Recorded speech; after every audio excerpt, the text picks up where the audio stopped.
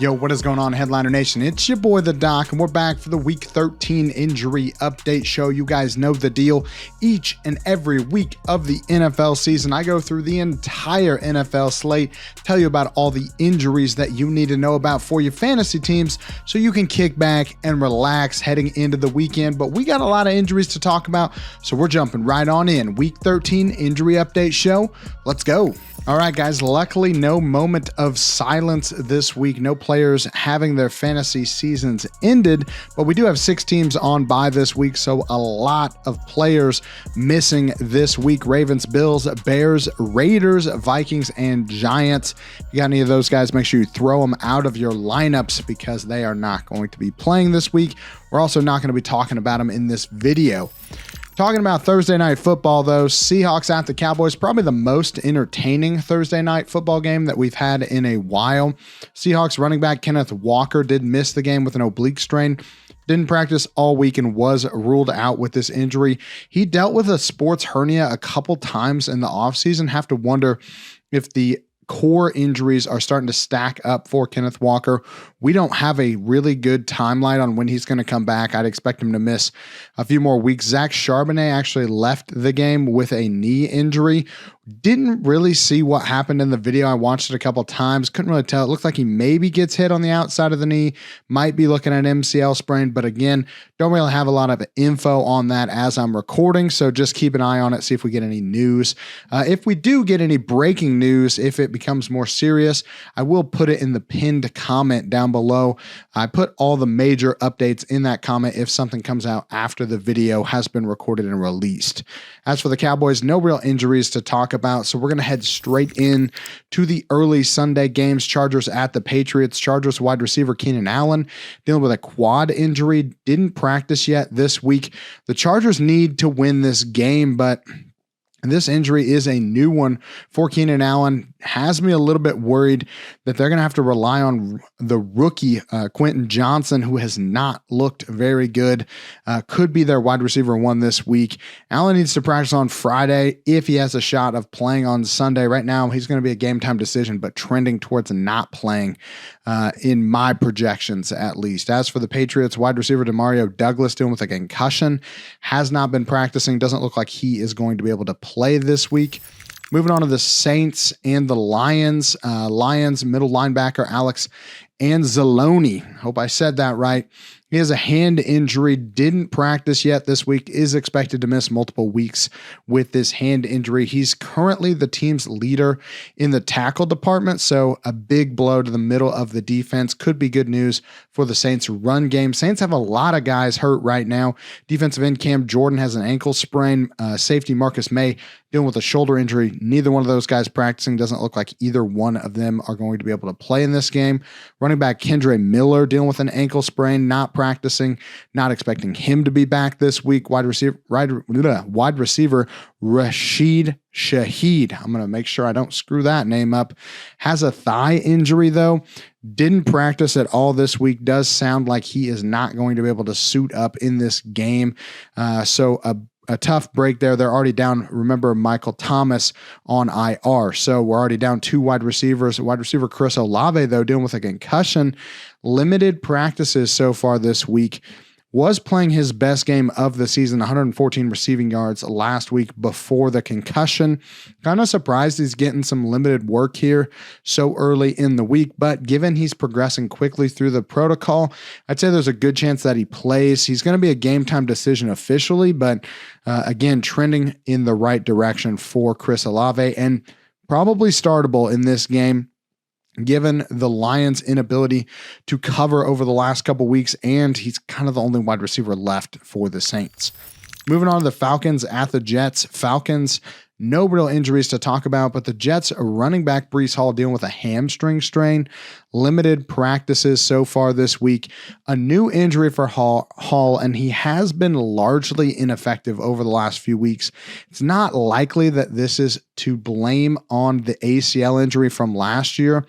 I guess the hamstring could be coming from that, but his poor play, not really the ACL tear's fault. The team has been pretty bad overall, but he has been held below 30 rushing yards in his last 3 games, under 50 in his last 6 games. So again, not a very encouraging sign for the young running back. Regardless of his play, though, it does sound like this hamstring injury is minor.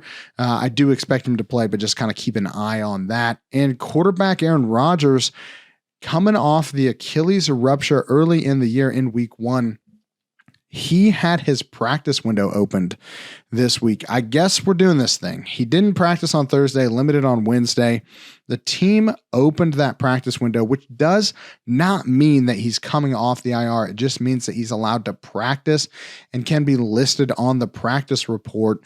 Technically, they have 21 days to decide if he's actually going to be activated, though all the videos I found of him practicing look a lot like him just tossing footballs towards wide receivers. Didn't look like he was putting a lot of weight through that leg and really pushing off of that leg at all. So I'm curious to see if this is just a play from the team to try to encourage the rest of the team to play up to a level that maybe potentially we could be having a conversation about Aaron Rodgers playing late in December. I think this is more of a one of those types of situations. I really, really would be surprised if Aaron Rodgers is anywhere close to coming back, but maybe they're trying to give the team a little bit of a boost, encourage them to win a couple more games, and then maybe we could have a conversation about Aaron Rodgers coming back. But for right now, probably not expecting him to play in this season. Actually, I would be shocked if Aaron Rodgers plays again in this season. Moving on to the Cardinals at the Steelers. Cardinals wide receiver Marquise Brown dealing with a heel injury, not practicing so far this week. He's still missing time. He missed the first 2 days of practice last week, did end up playing. If he gets a limited day in on Friday, I would expect him to do the same thing this week. So again, not a bad game last week. He's probably a wide receiver 3 in this matchup, but just be aware that the Friday report is going to tell us a lot about where Marquise Brown is. Do note, though, that the Cardinals do have a bye next week. So if they wanted to get him some multiple days of rest, multiple weeks of rest, that is, this would be the game that they would sit him in. As for tight end Trey McBride, he's dealing with a groin injury. Didn't practice Wednesday, limited Thursday. This doesn't appear to be a very serious issue. Everything I found was that basically he's just a little sore, not really a major injury. He should play on Sunday. The team released Zach Ertz this week, and McBride has been the tight end 2 overall since week 8 in PPR league. So again, fire him up if he's playing, which I expect him to. As for the Steelers, free safety Minkah Fitzpatrick dealing with the hamstring strain, has missed a few weeks, but he's practicing in full. Looks like he's going to be able to come back. Big boost for that Steelers defense. And then wide receiver Deontay Johnson dealing with an illness, not injury, didn't practice on Thursday. Rarely do players miss games due to illness, but just know he was sick enough that he wasn't practicing at all on Thursday. So just kind of keep an eye on that. Heading over to the Colts at the Titans. Colts running back Jonathan Taylor had thumb surgery this week. Didn't practice at all. Doesn't expect him to come back for the next 2 to 3 weeks. The fantasy gods giveth, the fantasy gods taketh away. He looked like he could have been on pace to have a league-winning type of end of the season here. Now he's once again out due to injury, likely a partial ligament tear in his thumb given the timeline and the team's not putting him on IR. I wouldn't expect a full tear here, probably a partial tear.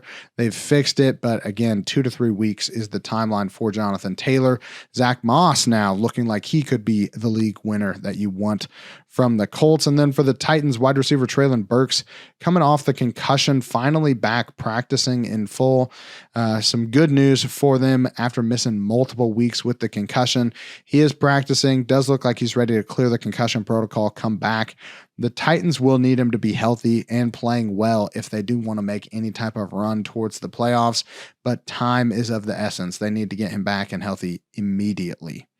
Heading over to the Dolphins at the Commanders. Commanders do have a bye next week, but don't really have any injuries to talk about. The Dolphins are banged up across the board. 17 players on the report. It sounds dire, But really, when you look into the injuries, there's not a whole lot to be crazy concerned about. Wide receiver Tyreek Hill dealing with an ankle sprain, didn't practice Wednesday, limited Thursday. Heard it early in last week's game, but played through the injury. I'd expect him to tape this up again and play through again this week, and you still have to start him. He's too good to leave on your bench. Devon Achane dealing with a knee injury, limited practices this week. Last week was kind of a luxury week where the team really didn't need him to come back to win that game. And so they rested him up a little bit on that short week. It looks like he's going to be able to play in this game. I do expect the team to be very cautious with this knee again. I'm probably sitting him unless I need a boom bust dart throw RB3 that could win you a week or could give you nothing. So just know that's what you're getting with Achane so far. You know, we haven't seen him come back from this injury yet and do anything. So I'm very hesitant to go throwing him into lineups if I have other options on my bench.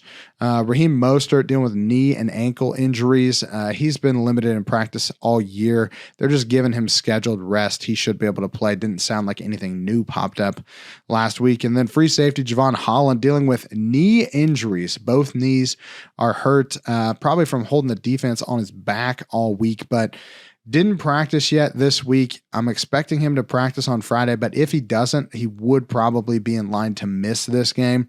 But if he practices on Friday, I'd expect him to play. So he's going to be a game time decision. Last game of the early slate on Sunday, we got Broncos at the Texans. Broncos wide receiver Jerry Jeudy dealing with the groin strain. Limited practice on Thursday. He's hurting, but does still appear to be on track to play. He's not really fantasy relevant right now because Russell Wilson's basically just throwing the ball up in the air for Cortland Sutton.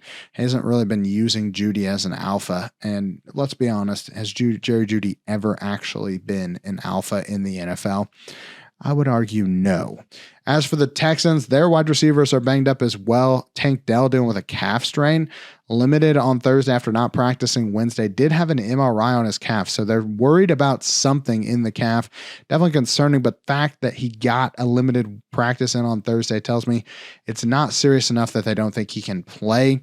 Does sound like he will be able to suit up, but just no calf injuries, high re-injury risk. So if there is something going on in that calf, we're keeping an eye on him. Again, probably have to start him given how well he has performed this year, but just know this is probably more of a Nico Collins game. If you've got him anywhere, I'm probably throwing him in the lineup against this Broncos secondary that is very, very good, but if Nico Collins is the only guy in town, you kind of got to go with the volume there. Wide receiver Noah Brown coming off his knee injury. He is practicing. It does look like he's going to be able to play. Again, not really running to throw him into my lineups, but just know it does sound like Noah Brown's going to be around. But tight end Dalton Schultz dealing with the hamstring strain, not practicing at all this week. A shame because the Broncos don't really have anybody worth starting behind him. And the Texans don't have anybody worth starting behind him, and the Broncos are absolutely horrible against tight ends. They're giving up the most fantasy points per game against opposing tight ends. So Dalton Schultz doesn't look like he's going to be able to play in this game and doesn't have a good enough backup to be able to stream somebody from this game. So tough break there for anybody that was hoping for a big game from Dalton Schultz. All right, guys, let's head into the midday slate. First up, we got Panthers at the Buccaneers. Panthers tight end Hayden Hurst dealing with a concussion, still not practicing. Doesn't look like he's going to be able to play this week. Bucks dealing with a lot of injuries on the defensive side of the ball. Linebacker Levante David has a groin strain, not practicing. Same thing with Jamel Dean, has ankle and foot injuries. Neither one of those guys is practicing, and I don't expect either of them to play. Wide receiver Chris Godwin, though, dealing with a neck injury, limited on Thursday after not being on the report on Wednesday. I do expect him to be able to play through this. Doesn't sound like it's serious from what I've read, but again, just figured I'd mention it. He should be able to play. Moving on to the Browns at the Rams. Browns defensive end Myles Garrett dealing with a shoulder sprain. The team is actually calling this rest on the injury report, but again, Garrett said that he heard a pop and was seen in a sling after last week's game. He's considered day-to-day, though, so they've done the test. It doesn't sound like it's anything serious, and this is probably his best chance to win a Defensive Player of the Year award. He's playing out of his mind right now. I would expect him to be able to play through this type of injury, but just know they're trying to hide the fact that this is probably more serious than what they're letting on with that injury designation that just said it was rest, even though we know that he has a shoulder injury. Running back Kareem Hunt dealing with the groin strain. Didn't practice on Wednesday, limited Thursday. Does look like he's going to be able to play, but we are already 2 games removed from that 5-game stretch where he had at least 1 touchdown. He's more of an RB4 than an RB2 now and should be able to play through this groin injury. But again, Jerome Ford's the guy that you want from the Browns running back core. And then quarterback Dorian Thompson-Robinson dealing with the concussion, not practicing, was slated for a homecoming game coming back to LA where he played college ball at, but again, the concussion kind of ruined his plans. It doesn't look like he's going to be able to start. Joe Flacco looks like he's going to get the work as the start of this week, and that is really disgusting in 2023. Cornerback Denzel Ward, though, dealing with that shoulder injury. He's not practicing. Don't expect him to play. The Rams are pretty healthy, so we're going to move on to the 49ers at the Eagles. 49ers defensive end Eric Armstead dealing with a foot injury, not practicing. Looks like he's going to miss this game. For the Eagles, tight end Dallas Goedert dealing with the forearm fracture. He's not practicing, not really that close to him returning. But again, really frustrating. They didn't put him on the IR, so we're kind of holding on to him on these short benches. It's kind of a pain if you're playing fantasy and you can't really drop him because you know he's coming back soon at some point, but he's not very close. Defensive tackle Fletcher Cox dealing with the groin strain, not practicing. Same thing with linebacker Zach Cunningham. He has a hamstring strain. Don't expect either of those defensive players to be able to play in this game. Kind of a tough break for the middle of the defense for the Eagles. Wide receiver A.J. Brown, though, dealing with a thigh injury. Limited in practice. I do expect him to play through this injury, but admittedly, he needed a touchdown last week to salvage what could have been 2 straight back-to-back really disappointing performances for A.J. Brown. Hopefully, he can get back on track this week, but a tough ask against a really good 49ers secondary that is just playing out of their minds right now. Moving on to Sunday night, we got Chiefs at the Packers. Chiefs are pretty healthy, so the Packers are all we're going to talk about. Running back Aaron Jones dealing with the MCL sprain, not practicing this week. Doesn't look like he is close to returning. Just have another option ready because I doubt that he plays. Running back A.J. Dillon dealing with a groin strain, limited on Thursday after not practicing Wednesday. He's hurting, but isn't exactly what I would say a burner in terms of how he plays. So it might be possible that he's able to play through this, even though, again, he is hurting. They do have 2 backups, Patrick Taylor and Emmanuel Wilson, getting a lot of carries right now. Those are guys that if for some reason A.J. Dillon can't go, you can probably pick them up. They're going to get some run against this Chiefs defense. And then wide receiver Jaden Reed dealing with a chest injury, not practicing yet. Was pacing for a really nice game last week. Still finished with a nice game at the end of the day, but could have had a really great game had he not picked up this injury. He's going to be a game time decision. I think with enough rest, he could still have a chance to play. So hopefully he's practicing on Friday and gives us a better idea of where he's at health-wise. Last game of the week, Monday Night Football, Bengals at the Jaguars. Bengals wide receiver T. Higgins dealing with hamstring and now an ankle injury. That's new. Was dealing with the hamstring issue, now dealing with an ankle injury as well, but was listed as limited in the walkthrough for Thursday. Doesn't really tell us a whole lot, but it does look like they are planning on him playing this week, but I'm suspicious of it. I just don't really think that walkthroughs on Thursday tell us much about where they're at from a status perspective. And again, he's missed a lot of time, has not played since week 9. So I'd be surprised if we don't get some more information as the weekend goes on. I would plan on not having him unless you want to sweat it out until Monday. He's a true game time decision on a Monday night, unless you have somebody playing in this game that you can throw in for him, like a Tyler Boyd or a Trenton Irvin or somebody from the Jags. I probably am just planning on not having T. Higgins this week. He's going to be a very risky start if he does manage to play. And then the Jags running back Travis Etienne dealing with a rib injury, limited through the walkthrough, hasn't scored since week 7. and honestly is due for a big game this week. His ribs are hurting, but I think he's going to be able to play, and I'm hoping he can play well, beat up on this Bengals defense a little bit. That's been, banged up the last few weeks. So hoping that Travis Etienne, we're going to kind of manifest it here in the chat. Travis Etienne, game-winning week for our fantasy teams this week. We need to see it from the Jags running back. Really want to see him get into the end zone. Again, I'm just going to call it. I think Travis Etienne has a touchdown this week. Let's just make it happen in the chat. But that's all I got for the injuries in this week's slate. All right, guys, that's it for the Week 13 injury update show. If there's anybody I missed, let me know in the comments down below. Appreciate all the comments that you guys leave. Sorry I couldn't get to as many of them last week with the holiday. Hoping to answer a lot of questions in the comments this week. Make sure you leave them down below. I want to thank our sponsors, as always, Manscaped. Head on over to manscaped.com. Use the code headliners. Get 20% off plus free shipping. They got a brand new lawnmower 5.0 out with 2 different heads. Definitely want to check that out. At a minimum, go check out the stuff. Tell me there isn't some stuff that you want to be buying from Manscaped.